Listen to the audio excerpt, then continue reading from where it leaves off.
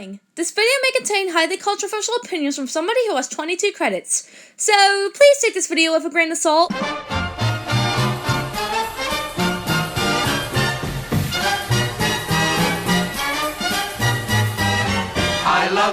Yes, Cedar Point, America's rock and roller coast, my home park, the roller coaster capital of the world, and the amusement park where nobody knows how to pronounce its name. Cedar Point. But in all seriousness, I absolutely love this park. In fact, I loved it so much that back when I was a baby, I actually went to the park for myself. I actually think this is really good. However, with every good roller coaster at this park, there's one that's a bad egg, and we're going to discuss that today. Hello everybody, my name is KP, and welcome to the top 5 worst roller coasters at Cedar Point. Let's begin.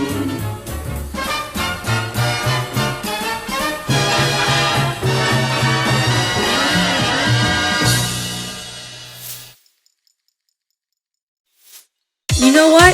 There's this big part of me that really doesn't want to put Corkscrew on this list, because it's actually pretty fun. It's also actually one of the smoother coasters out there.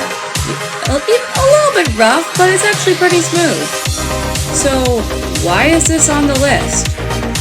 Mainly due to its length. It's actually a really short coaster. And it's actually due to its double corkscrews that may be prone to headbanging. But overall, Corkscrew is a really decent ride, and I think it's extremely underrated. Again, I'm hesitating to put this one on the list, because Raptor is also pretty decent. Has a really fun layout for a B&M invert, and that helix is really strong. So, why is it on the list, may I ask? Well, for one main reason. It's actually quite forceless. And on an invert, that's not what I want in an invert. And if you really want to see how horrible this coaster can get, you still have the old B&M inverts with those lushy over-the-shoulder seats, which can be pretty bad when it comes to the Cobra Roll. But then again, Raptor's a 90s B&M, so I can expect headbanging. But anyways, this is a really good roller coaster. Definitely recommend. You know what's worse than B&M's known to cause groin damage? B&M's known to cause concussions! Yep, Mantis got converted into Rougarou, and I don't think it's a major improvement.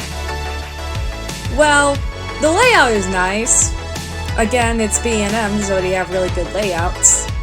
But the issue is that the track can be really rough.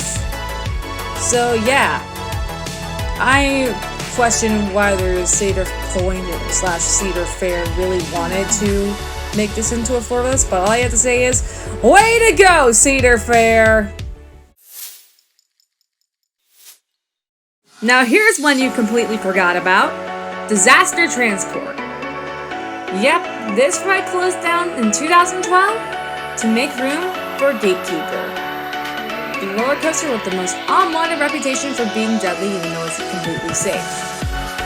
So, a little interesting backstory. This started out as a bobsled coaster known as Avalanche Run, then it became an indoor coaster in 1990. Yep, this one has interesting history. So, why is this on the list? It's mainly because it's so forgettable. If you want to ride a roller coaster, you gotta have like a memorable experience.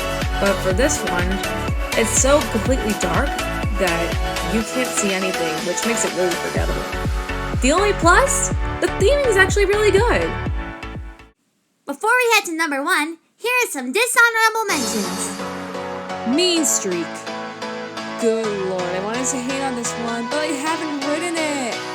Aww.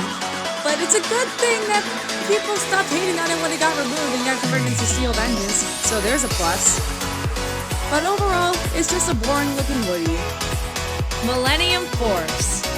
I honestly don't get the Millennium Force's draw.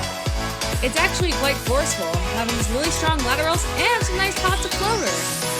So, I just don't get why people say it's forceless when it really isn't. Magnum XL 200, also known as Magnum.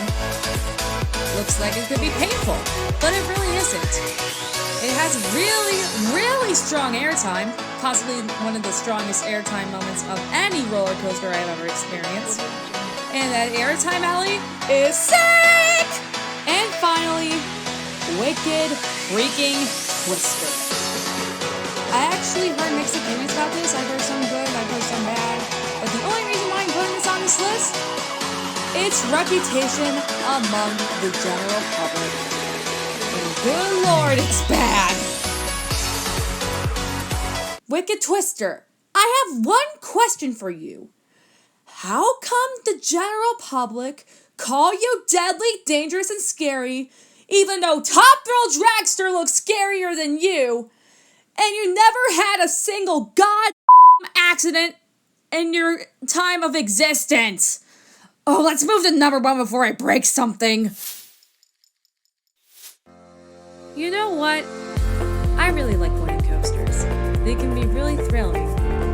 But until I rode the Beast and Mr. Timbers at Kings Island, I had to deal with this hellspawn for the rest of my life. Yep, it's my most controversial opinion. Blue Streak is the worst roller coaster at Cedar Point. Yeah, I think the only reason why people love this is because, you know, it's the oldest in the park, and so you gotta respect your elders, but come on, this thing is the most uncomfortable wooden coaster in the world, at least from what I've experienced. And it's really surprising to me that, what? It's still going strong in the Golden Ticket Awards? This is proof that it's broken, fellas. But anyways, yep, this is the worst roller coaster at the park.